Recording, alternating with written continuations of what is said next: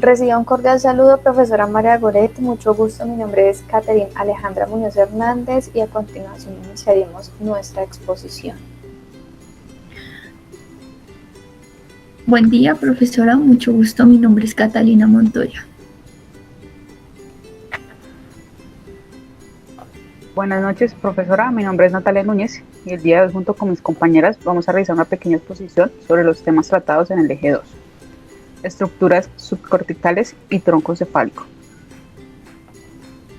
Dentro del campo de la neuroanatomía se estudian las estructuras que conforman el sistema nervioso. Algunos de estos sistemas son aquellos conocidos como la estructura subcorticales. Estas se encuentran localizadas en ambos hemisferios cerebrales. Están compuestas por aquellos centros cerebrales que se ubican entre la sustancia blanca, situándose cerca de la región lateral, ventral y los ventrículos laterales.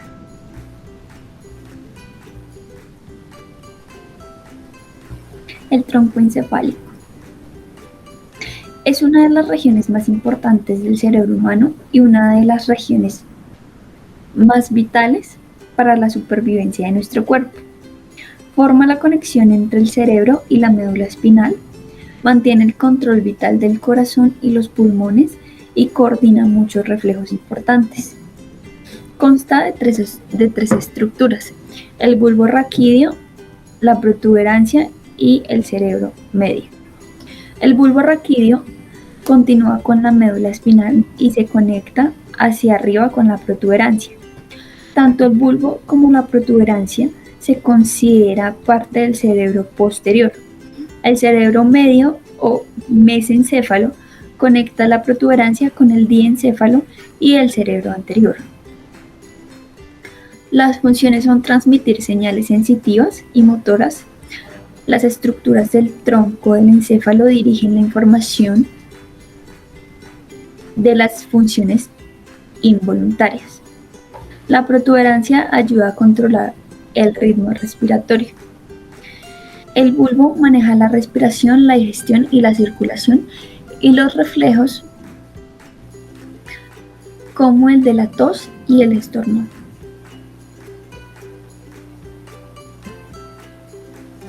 Los planos anatómicos son tres líneas imaginarias que atraviesan el cuerpo humano en diferentes direcciones y que nos sirven cuando deseamos analizar los movimientos, posiciones anatómicas y la localización de las múltiples estructuras y órganos que forman parte del individuo. Estos planos son conocidos como frontal, sagital y transversal. El plano sagital se refiere a la línea que pasa en dirección vertical por la sutura sagital del cráneo para fragmentar el cuerpo en el lado derecho y el lado izquierdo. Por ejemplo, en el caso del cuerpo humano, también se aplica para determinar qué está delante o detrás. ¿Para qué nos sirve? Nos sirve para analizar los movimientos que realizan la mayoría de las articulaciones móviles, también los momentos de realizar evaluaciones de postura corporal, y nos ayuda a visualizar de manera completa la posición de la cabeza con respecto al resto del cuerpo. El plano frontal.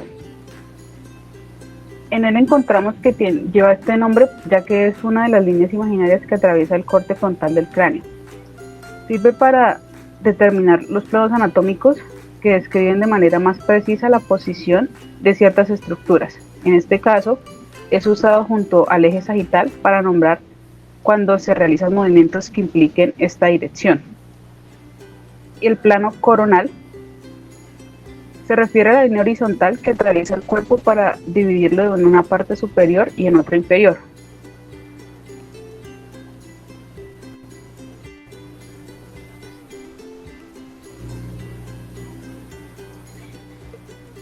El hipocampo es una de las principales estructuras cerebrales que se pueden encontrar tanto en humanos como en otros animales mamíferos. Este pequeño órgano tiene una forma similar a la de un caballito de mar, como se puede observar en la imagen.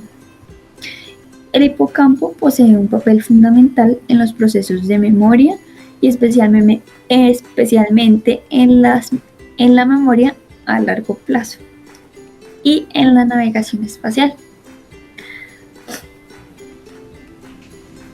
Una de las lesiones en el hipocampo podría ser el Alzheimer, ya que los daños hipocampales provocados por la neurodegeneración son uno de los primeros síntomas en aparecer, provocando en un inicio desorientación y problemas leves de memoria.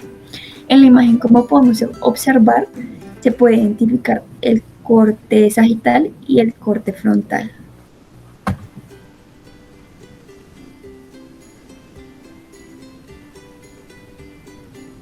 La amígdala está formada por una serie de centros neuronales localizadas en profundidad con los lóbulos temporales. La amígdala forma parte del sistema límbico y su papel principal es el procesamiento y almacenamiento de las relaciones emocionales. La amígdala es la encargada de que se pueda manejar cada una de las emociones y también se encarga de otros procesos como el aprendizaje y la memoria. Ella actúa como un pequeño interruptor que intercambia aquellos sentimientos que nublan la razón. El secuestro de la amígdala, término dado así por el psicólogo Daniel Goleman, quien hace referencia a una explosión emocional que sobrepasa los límites emocionales y que nublan la capacidad de pensar con claridad, fortaleciendo así nuestro sentido de supervivencia. Las lesiones del tálamo, infarto cerebral del talado. Este infarto con dificultad diagnóstica puede afectar la afasia, que es la que consiste en las dificultades del lenguaje. También podemos hablar del síndrome de Digeron-Roussy, ausencia de la sensación y un hormigueo en ciertas partes del cuerpo, y este lleva a que la persona con el paso del tiempo empieza a sentir en algunas zonas un entumecimiento y finalizar con un dolor crónico. Esto se debe a la inanición de la corteza cerebral hacia el tálamo. La imagen que ven en la diapositiva del talado se encuentra en un corte sagital.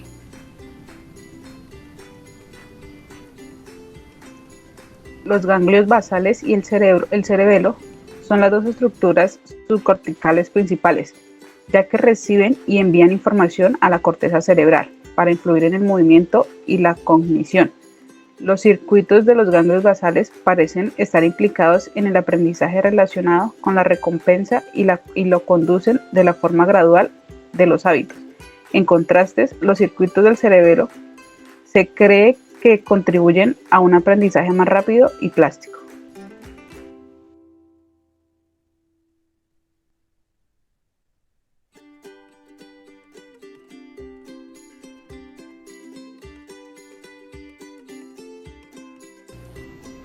El diencéfalo. Esta parte del cerebro se encuentra entre el telencéfalo y el mesencéfalo. Las estructuras del diencéfalo están todas situadas en el tercer ventrículo.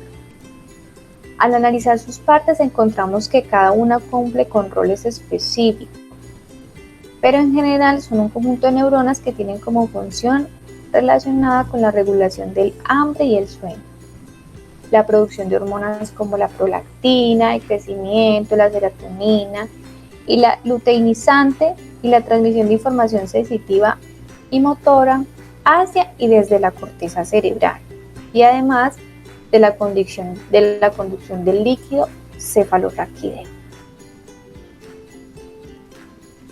El tálamo. Estación de relevo del cerebro. El tálamo está compuesto mayormente por sustancia gris, o sea, cuerpos celulares de las neuronas. El tálamo llega la información sensorial a través de nuestros sentidos y de allí a la corteza cerebral, a distintas regiones según el tipo de información que éste perciba. El talado está compuesto por distintos núcleos y este percibe una información diferente. Este no solo se encarga de enviar la información hacia la corteza, ¿no?, sino también de recibir información de los ganglios nasales del cerebro y de la misma corteza cerebral. El talado también está relacionado con la regulación de nuestros estados de alerta y otros procesos, como por ejemplo la capacidad de fijarse hacia un objeto determinado. Así tenga muchas cosas y objetos de distracción alrededor, esto lo permite también el talado. Las lesiones del tálamo son el infarto cerebral del talado. Este infarto tiene una dificultad diagnóstica. Puede afectar la afasia, que consiste en las dificultades del uso del lenguaje. También podemos hablar del síndrome de Digeron-Rousseau, ausencia de la sensación, un hormigueo y que compromete la parte del cuerpo. Esto lleva a que una persona con el paso del tiempo empiece a sentir un entumecimiento y finaliza con un dolor crónico general en su cuerpo. Eso se debe a la inanición de la corteza cerebral. La imagen que están observando del talado se encuentra en un corte sagital.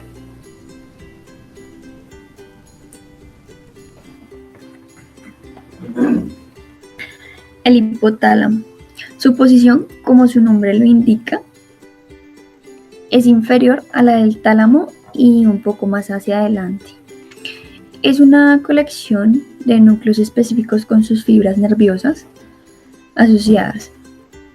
Es un centro de integración de varias y muy importantes funciones de regulación homeostática del organismo. Vincula funcionalmente el sistema nervioso autónomo con el sistema endocrino. El hipotálamo controla los siguientes procesos: la temperatura corporal, la sed y la producción de orina, o sea, controla el balance de agua y de sales del organismo,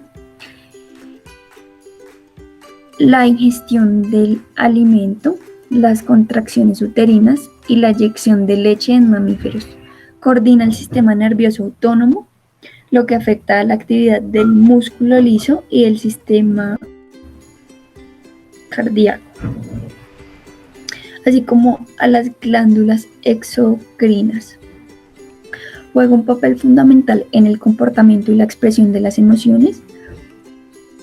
Parte de estas tareas las realiza mediante la intermediación o a través de la glándula pituitaria. Una de las enfermedades de esta podría ser la disfunción hipotalámica. Es un problema con la parte del cerebro llamada hipotálamo, ¿sí?, la que mencionamos anteriormente. Y el hipotálamo ayuda a mantener el equilibrio de las funciones corporales internas, ayuda a regular el apetito, el apetito y el peso, la temperatura corporal, el crecimiento, la producción de leche materna, el equilibrio de la sal y del agua, el ciclo de sueño y vigilia y el reloj biológico.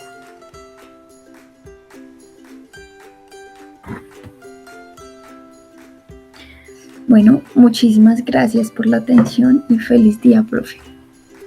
Muchas gracias, profe, y que tenga un feliz día. Hasta luego, profe, que esté bien.